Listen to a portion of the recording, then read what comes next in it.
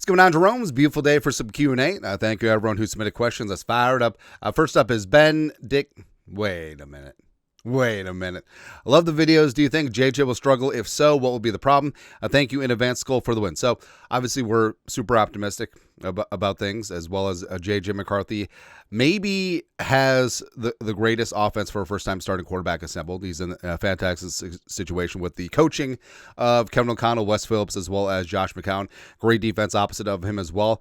But, first-time starter, yeah, I'm sure that there will be some growing pains mixed in there, but I don't know. It won't be lack of preparation. It won't be offensive line. It won't be running game. It won't be lack of weapons. I think what it could be is touch. I feel like he definitely gets overzealous at times with his hose for an arm, and there's some rocket balls in there. And I think that's something that can be worked on and developed, and something that Kevin O'Connell has alluded to, where maybe, a quick toss out into the flat. You don't need the 90-mile-an-hour fastball, right? So I think that is going to take some refinement, but that's really just nitpicking at a certain point. I think J.J. McCarthy is going to be really damn good with the Vikings this season. Next, Skull Cyclones. I'm huge Ivan Pace Jr. fan. Do you think his job is in jeopardy with Kobe King being drafted? Not necessarily. I think what it is that the Vikings now have some options and some youthful depth. Asamoah, Wilson is a veteran stopgap, but now you do have Kobe King in that mix. Also, I know that they do like Keys and Mousy as well. And with Pace is actually eligible for an extension this offseason. After he finishes year 3, he'll be an RFA next year because he was an undrafted player. So UDFA players, 3-year contracts, and then a restricted free agent season. So he's in line to get a little bit of cash, and the Vikings will have a decision. Do they want to extend him long time? Do they pay the tender, likely second-round tender? So that would be about $5-6 million, or what do they do? But I think King just bolsters special teams, as well as gives the Vikings depth and options at that off-ball spot. But with Pace, his energy, a big play ability is there. Coverage, they'll work on that a little bit. Next, Kirk Lair.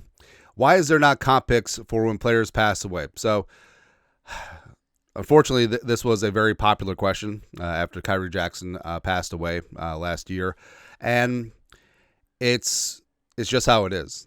Right. And I feel like in a way it would be disrespectful to the family, where, basically just treating the player like a commodity, where it's just like, oh, you lost a player. Here's another pick. Here's for another player. No, that's ridiculous. But I just think it is what it is situation. Right. And I don't know, I think that it would be difficult for the league to implement that because, like I said, it's not a good look.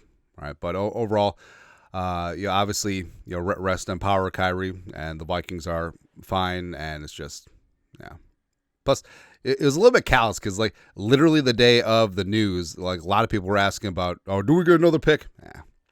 But rest and power Kyrie. Love what the Vikings are doing with Kyrie's family and the foundation. It's good to go there.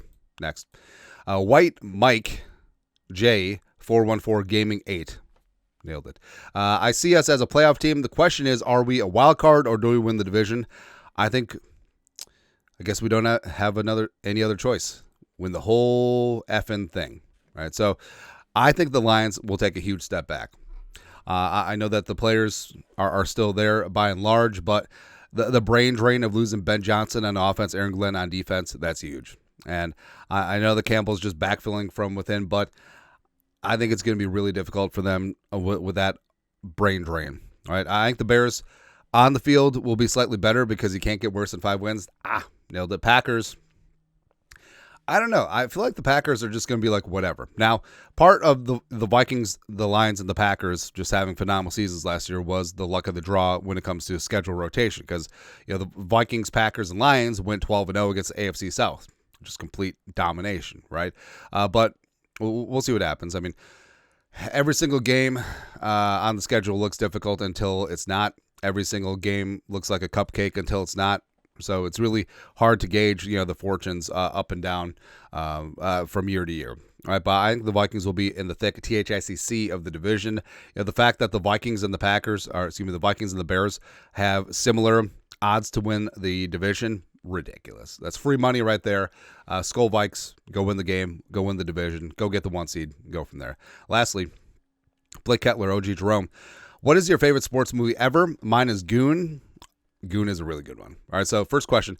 I love Any Given Sunday. I think it's such a phenomenal movie. Also, I love Major League. That's a good one.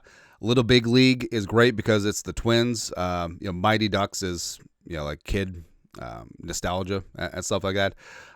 See other ones. I don't like Glory Road is really good. Remember the Titans is fantastic. Just movies like that. I actually don't think that there's a sports movie that sucks unless it's Air Bud. I don't know. But yeah, Any Given Sunday. Any Given Sunday was ahead of its time, man. Like Al Pacino out there. Jim Brown is your defensive coordinator for whatever reason. Lawrence Taylor is Lawrence Taylor. Willie Beeman is the modern mobile quarterback. I love it. Dennis Quaid is Dan Marino. That's a good movie. Fantastic movie. Yeah. Second part, what's the likelihood of the Wolves playing in the finals? So right now the Wolves are hosting the Warriors. I actually like that the NBA doesn't reseed. The bracket is the bracket. So you got the 1-4 matchup with the Thunder and the Nuggets. Wolves 6-7 with the Warriors. I'm pretty bullish on the Wolves right now because I think the Warriors are definitely past their sell-by date. Also, the Draymond and Jimmy Butler revenge narratives are going to be great. The Wolves have home court. How do you get home court advantage as a 6 seed? That's just wild, man. It's something that I love. So I think that the Thunder and Nuggets, I don't know. I think the Thunder are just too good. Although I seriously would love to play the Nuggets again because I think the Wolves match up great against them. But Wolves, Thunder in the finals and stupid SGA getting a bazillion free throws a game. We'll see. But likely to play in the finals, I actually like their chances, right? I think that the Wolves will be favored if the Nuggets somehow upset the Thunder. And I think that the Vikings would be, the basketball Vikings would be like 55-45 if the Thunder advance. Plus, the Wolves are deep. They play great defense. Everyone else has tired legs at this point. You saw that in the Lakers series where they're just dead on their feet in Game 5 at the end. And the Wolves are deep. It doesn't matter who shows up on a given night. It could be Ant, obviously. It could be Nas. It could be Rudy. It could be Julius Randle's been great. Nah. I think that the Wolves have so many playmakers, and they're deep, and they're hungry, and they have playoff experience from last year, deep playoff experience from last year. I think everything is coming up Millhouse with the Wolves. It's going to be good, man. But that's it. That's at Vikings Q&A for this beautiful day. You guys are the best, to do. Skol, production value.